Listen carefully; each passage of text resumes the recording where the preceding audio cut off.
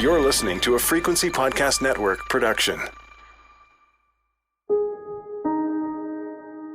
There are various levels of endangered when it comes to animals.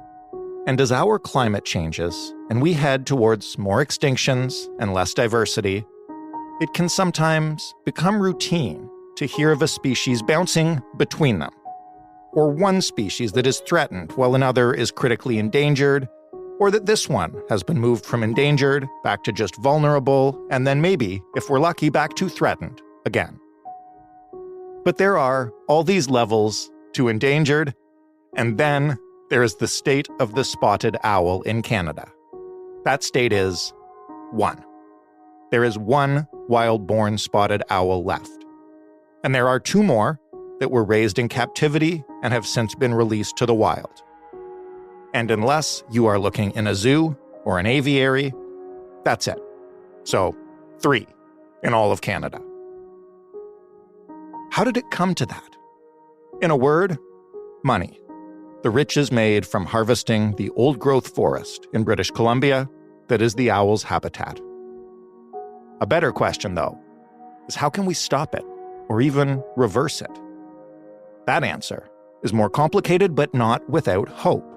It involves a back and forth between federal and provincial governments, strategic release of animals from captivity to the wild, protection of what remains of that forest, and maybe, eventually, one by one of the West Coast's most majestic creatures will once again take to the treetops.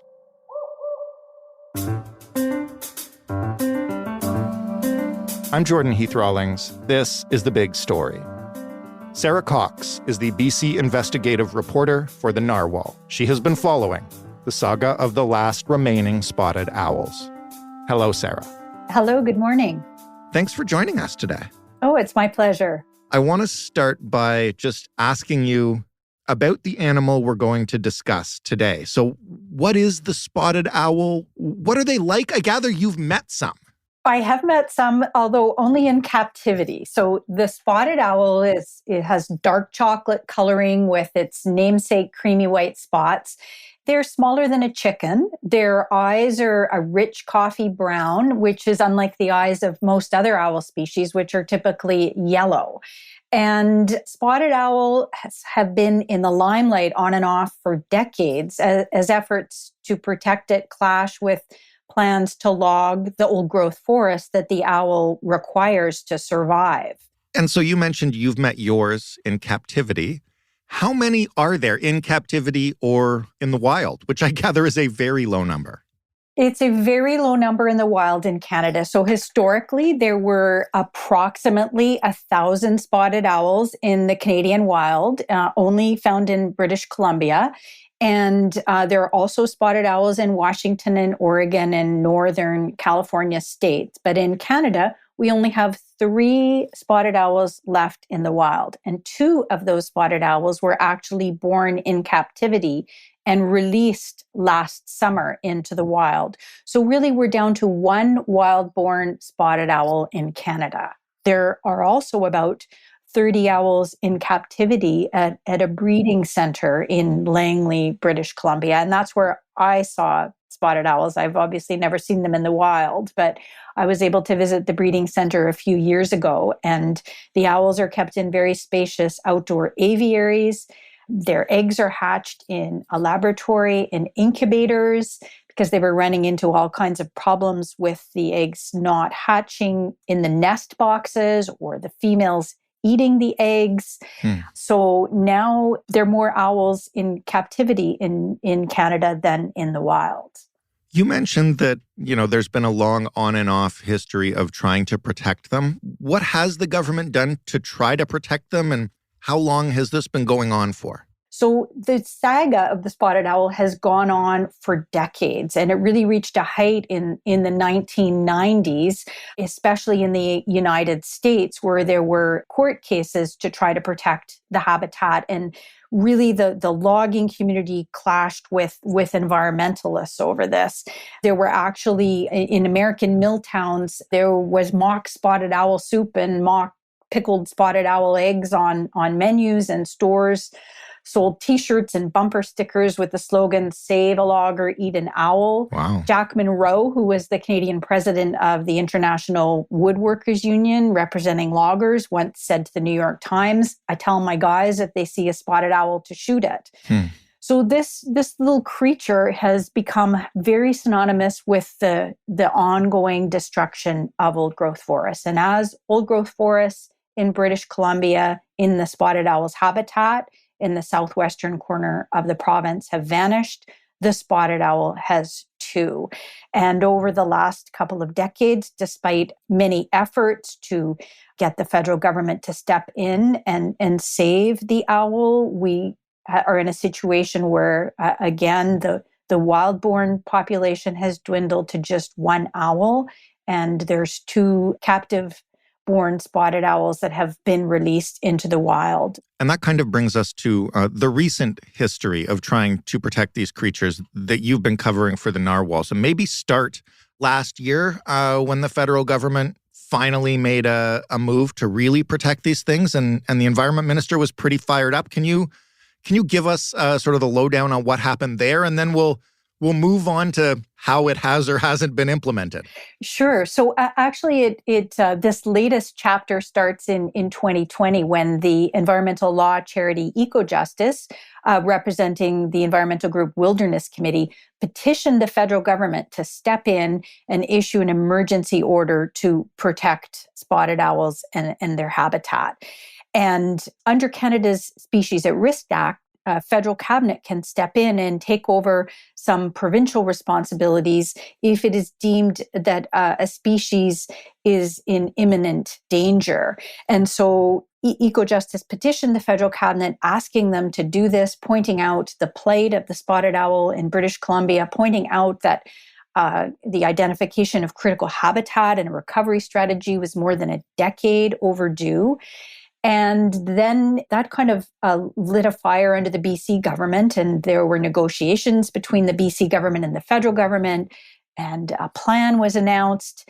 Fast forward another year or so, basically nothing had really happened, except that logging had been deferred in 2 valleys where there were 3 wild-born spotted owls left. And then EcoJustice once again petitioned the government, asking them to step in. And this time around, Federal Environment Minister Stephen Guilbeault said that he would recommend that a cabinet issue an emergency order to protect the spotted owl. So that is basically the last that we've heard from the federal government. I don't believe that recommendation has gone to cabinet yet for consideration. In the meantime, there are no doubt some very intense negotiations going on behind the scenes between the BC and federal governments over this. And of course, the provinces absolutely never want the federal government to step in. And this has only happened, in fact, twice before in the history of Canada's Species at Risk Act. When the federal government looks at a petition like this and they look at the land that would need to be protected, who gets to make the call on that? Is that the minister's office? Is that a panel that recommends it? Does it have to go to the province first for an agreement? I'm trying to get a sense of what the process is and what the carve-out process is, because I guess we're going to talk about that in a minute. Yeah, so basically, the Federal Species at Risk Act applies automatically only to federal land, which is about 1% of BC. So land use decisions are the purview of the provincial government. So it is, unless the federal government were to step in with this emergency order, it is entirely up to the British Columbia government to decide whether or not old growth forests will be logged and whether or not old growth forests in spotted owl habitat will be logged. So it is a provincial decision. But what we've seen over the decades is that every time the provincial government has opted to proceed with logging in spotted owl habitat. And that has been mapped for almost 2 decades now by Wilderness Committee. The BC government insists that it has set aside enough habitat to maintain 125 spotted owl pairs, nesting pairs. groups like eco-justice and wilderness committees and also independent biologists say, well, that's not enough. And all you have to do is look at the spotted owl's demise to say that clearly not enough habitat has been set aside. And it's further complicated by the fact that in some wildlife habitat areas that have been officially set aside for the spotted owl, logging is allowed in parts of them, and some of them have already been logged in part. And that, of course, does not give the spotted owl the place to shelter, to nest, to raise its young, to find food that it needs to survive. So it's really falling through the cracks along with many other species, and especially old growth dependent species. Listen, it's a shame that it's come to this, but we're talking about 3 owls right now. What do they represent in terms of the bigger picture for the environment in BC and the balance of logging interests with environmental concerns? So the spotted owl has very much become synonymous with the destruction of old growth forests in British Columbia. And so they also are what's known as an umbrella species, meaning that if spotted owls are secure in an old growth forest, if their populations are secure, then many other species in that forest will also be secure. So they really symbolize the loss of old growth forests and the lack of a balance between logging and conservation. And we're in this situation today where there's so few owls left because there hasn't been a balance. Many people are pointing this out, that if we did have a balance, we would have both a logging industry, a responsible logging industry, and we would also have old growth forests and the species that rely on them. Is that a realistic goal? And I ask this because I also wanted to question you about the attitudes of the logging industry. I presume, and maybe I shouldn't assume, but I presume we've come a long way from save a job, eat an owl, and that kind of disdain towards endangered species. But is it possible to both sustain the industry and protect enough territory to make the spotted owl viable again? Biologists and conservationists say that yes, if we decide that we want to have the spotted owl in Canada, in the wild, that it is still possible to protect enough of their critical habitat, meaning the habitat that they need for their survival and recovery. It is possible through the captive breeding program to have spotted owl releases. It may be possible to introduce some spotted owls from the United States, where the species is by no means out of danger, but there are approximately 4,000 of them in the United States compared to 3 in the wild in Canada. That all of this is possible, but that we need to make some tough decisions. And those tough decisions may be absolutely no more clear cutting in habitat that federal scientists have deemed necessary for the spotted owl's recovery and survival. And so what has happened and what I've written about recently is that the critical habitat for the spotted owl was finally mapped by federal scientists using the best science available. And then negotiations with the British Columbia government happened, and that somehow during those negotiations, almost half of that critical habitat was erased from maps.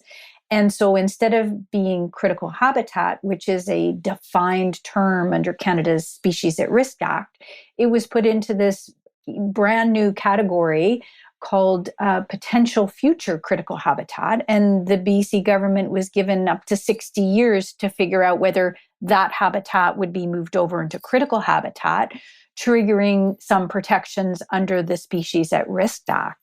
And in the meantime, the BC government has continued to issue and consider clear-cutting approvals in this area of critical habitat that was mapped by federal scientists. So people are saying you can't have it all ways here. Either we decide, yes, the spotted owl and many other species for that matter are important to us, both just for their intrinsic value, but also because Canada has national and international obligations to protect species and to recover species.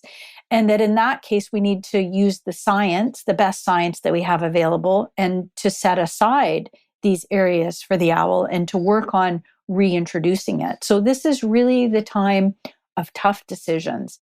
What needs to happen right now for that to take a step forward? The ball is in the federal government's court, I guess. They have to just simply put it to the House and get it through? Yeah, so earlier this year in January, an amended recovery strategy for the spotted owl was released, and it had not the maps that the federal scientists drew, but the maps of critical habitat that ensued following the negotiations with the BC government. And that strategy was open to public comment until March 27th. And the federal government has said that it will consider all comment and then make a final decision about where the critical habitat will be mapped. So that's where things stand right now. They didn't want to say anything else at the time, just that they will be considering all comment. And of course, groups like Eco-Justice and Wilderness Committee are watching these developments very, very closely. Last question, and you kind of alluded to it a little while ago, but if this carve-out is made and the habitat is protected, how hard is it going to be to reintroduce and regrow the spotted owl population? You know, you mentioned there's a whole bunch of them at the aviary and we can bring some in from the United States, but when you look at just 3 out there, it seems like a pretty monumental task to someone who knows nothing about the process. It is a monumental task, and we have put ourselves in this situation by letting things go for far too long. Then again, you can look at other species like the California condor, some caribou populations for that matter, and look at a situation where there were very, very few individuals left, and yet recovery is in action, or the Vancouver Island marmot for that matter, and where inch by inch, like literally animal by animal, species are, I wouldn't say yet that they are in recovery, but they are heading in that direction. So it just depends at this point in time how much money we're going to spend, how much effort we're going to put in making that trade-off between industrial logging and protecting some old growth forests. What I've heard from scientists is that it is possible. It's not going to be easy. At this point in time, it's certainly not going to be cheap. The center is managing to hatch spotted owls in incubators. They're kept in the lab and in a hatching room until they're about 10 days old, and then they're given either back to the biological parents or to foster parents. Last year was the first time that owls from the center were released into the wild. It was very experimental. They were released with little GPS backpacks to track them. They were kept in outdoor aviaries in the area where they were going to be released for a number of days before their release. This is the first time anywhere that this has happened. And so it is a big experiment. One of the 3 owls that was released was later found injured and returned to captivity. As far as I know, the other 2 are still out there. They were proving very capable of catching their own prey after being fed euthanized mice and rats at the breeding center. And we're learning as we go. But again, there are many examples of species that have been on the brink of extinction or extirpation, which is local extinction, and which through monumental efforts are being brought back. And I guess the next few months are critical, it's fair to say? Yes, I think so. We'll see what happens with that federal recovery strategy. We'll see if federal cabinet actually considers this emergency order. We'll see if the BC government continues to approve clear cutting in spotted owl habitat that federal scientists said was essential for its survival and recovery. And much is up in the air right now, and the next few months will be very decisive, I think. Thanks for walking us through this today. Oh, you're very welcome. My pleasure. Sarah Cox, BC investigative reporter at the Narwhal. That was The Big Story. If you want more, you can find it at our website, thebigstorypodcast.ca. You can also, of course, just scroll down in whatever podcast player you're looking in. You can talk to us on Twitter at TheBigStoryFPN or via email, hello@thebigstorypodcast.ca. Joseph Fish is the lead producer of The Big Story. Ebion Abdigir and Robin Simon also produced the show. Robin Edgar handled our sound design this week. Suman Dara is our new researcher on this show. Steph Phillips is the showrunner at Frequency Podcast Network, and I am your host and executive producer, Jordan Heath Rawlings. Thanks for listening. We've got a few treats in store for you this weekend, and we'll be back with a fresh big story on Monday.